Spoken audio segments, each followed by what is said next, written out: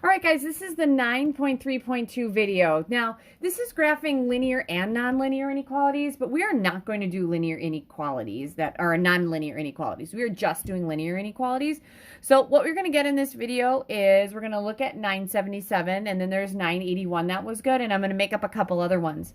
Before we do that, let's look at some quick one variable ones. First one I want to look at, let's look at 3x minus 12 is greater than 10. And the second one I'll look at will be, let's go with x minus 4 all over negative 7 is greater than 6. All right, so we got some things that are a little more complicated. And actually, I'm going to change this around. I did two greater thans. I like to be kind of different. Let's go less than or equal to. All right, first one. What's the very first thing you're going to do? We're going to add 12. So I'm going to have 3x is greater than 22. And I didn't have to switch the inequality around because I did not multiply or divide by a negative number. All right, to get the 3 by itself, I'm going to divide by 3. Okay, we have an x, and we got 22/3.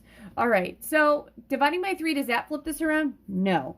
So I'm going to say x is greater than 22/3, or x is greater than 3 goes into 22 7 full times with 1 left over. So here we go. 0, 7 1/3. Above 7 1/3, is it going to be open or closed? It is going to be open because it's not equal to.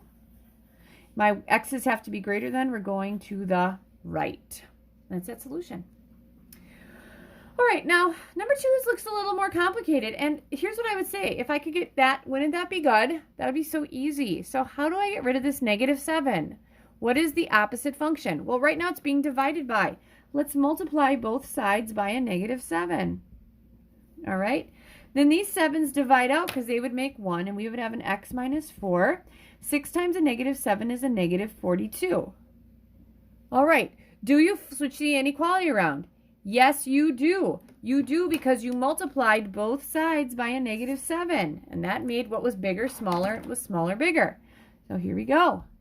Next, let's add 4. X is going to be greater than or equal to negative what, 38? Here we go. 0, negative 38. Above negative 38, is it going to be open or closed? It's going to be closed because it's equal to. And my x's have to be greater than or equal to negative 38. Greater than or equal to is to the right. Awesome. All right. So we'll actually come back to this again. I think in another one I'll use part of this paper to solve the problem. All right. So in the beginning of this lesson, they have us starting, this is question 977, by graphing this, okay? And then I have 2 other ones that I'm just going to do these 2, and then I actually rewrote the other one because I messed up right there. All right, so for this guy, where do I start? I start at my starting point. My b is negative 3. Negative 5/3 is my slope. So I'm going to start at negative 3. From here, I'm going to go down 5. 1, 2, 3, 4, 5, and to the right 3. Or I could have gone up 5, 1, 2, 3, 4, 5, and to the left 3. Okay, and if I ever get confused and if I'm supposed to go to the right or to the left, remember negative slopes go down. Next, boundary point, solid or dashed. It is solid because it's equal to.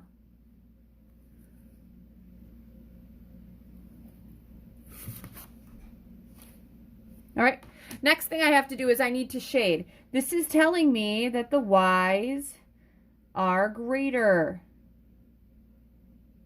So this is where my y's are being separated. I have some above, some below. Which ones are greater? Above. So we would shade everything up here.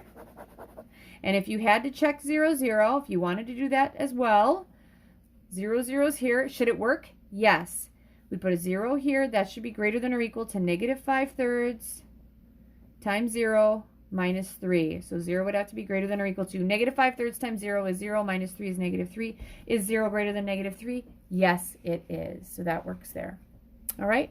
Okay, that brings me to this guy right here. Y is less than 5x plus 1. Can I graph this one right away? Yes. This is my b. That is my slope. I'm going to put my slope over 1 so I have a rise over a run. So I'm going to start at 1. From here, I'm going to go up 5. The right 1, or I could go down 5, 5, and to the right 1. See if that's right. 1, 2, 3, 4, 5 to the right one. Yep, not that one. All right, next, solid or dashed? It is going to be dashed because it's not equal to.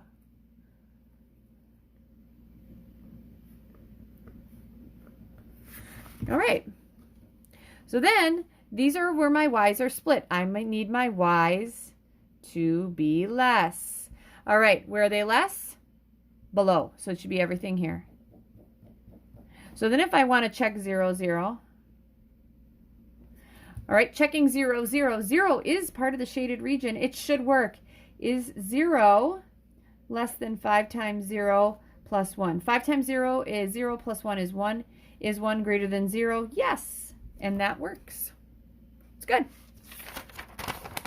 All right, that brings me to the last one that I have here. I know this is a short video, but we are just doing linears. So this is kind of a review. All right. 6x minus 2y is greater than 12. Can I graph that right away? No, I can't.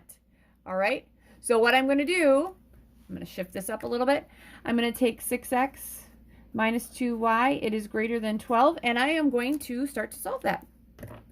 I want the y by itself. First thing, let's subtract 6x. When I subtract 6x, does that flip this around? No. We're going to have negative 2y because it was minus 2y. And I cannot combine a 12 and a negative 6. I'm going to rewrite this as negative 6x plus 12 just because I like the x part first. And since I subtracted 6x, that does not change. Next, let's divide everything by a negative 2. I'll do this in a different color. Let's divide this by negative 2, negative 2, negative 2. All right. When I divide everything by a negative 2, does that switch the inequality around?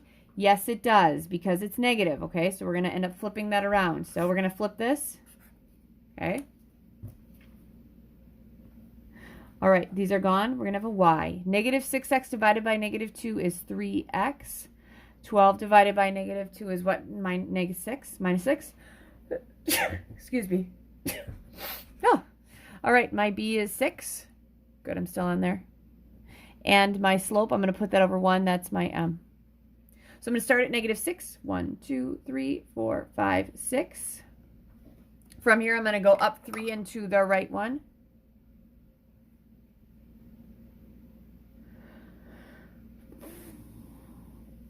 All right, and then next, solid or dashed, it's going to be dashed.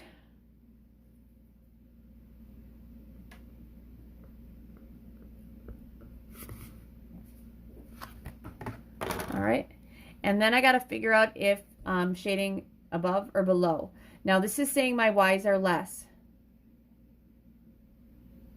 So this is where my y's are being separated. I have some above, I have some below. Which ones are less? Below. So these are below. That means everything on this side should be shaded. All right.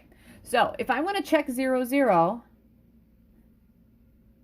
and you can check 0, 0 in the original one or my graphing one. I'll check it in the original one. 0, 0 is right here. It should not work. I'm going to use this guy. So I'm going to take 6 times 0 minus 2 times 0. That needs to be greater than 12. 6 times 0 is 0. Minus 2 times 0 is 0. 0 minus 0 is 0. Is 0 greater than 12? No. So that doesn't work. All right. But a point that should work here would be like maybe like 5, negative 6. This should work.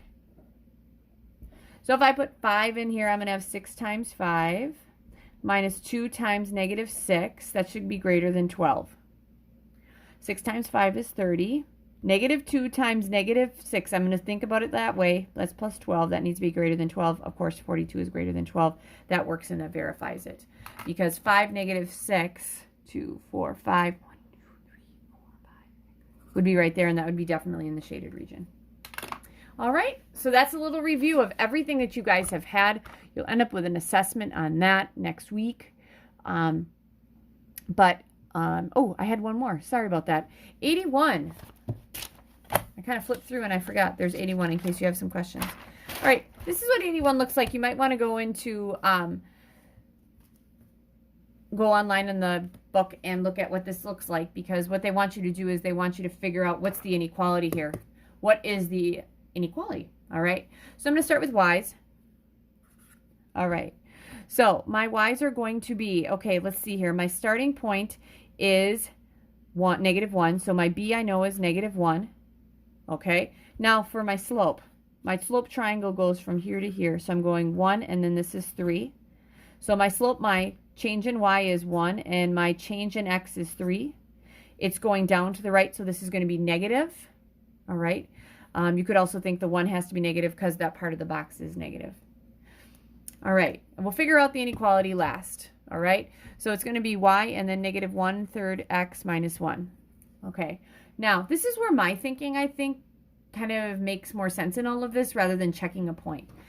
I need my shaded region to be below. So don't I need my y's to be less? They need to be smaller. So my y is going to be less than negative 1/3 x minus 3.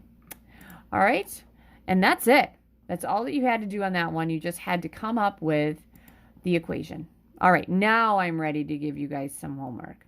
So it looks like, okay, we're going to do questions 983.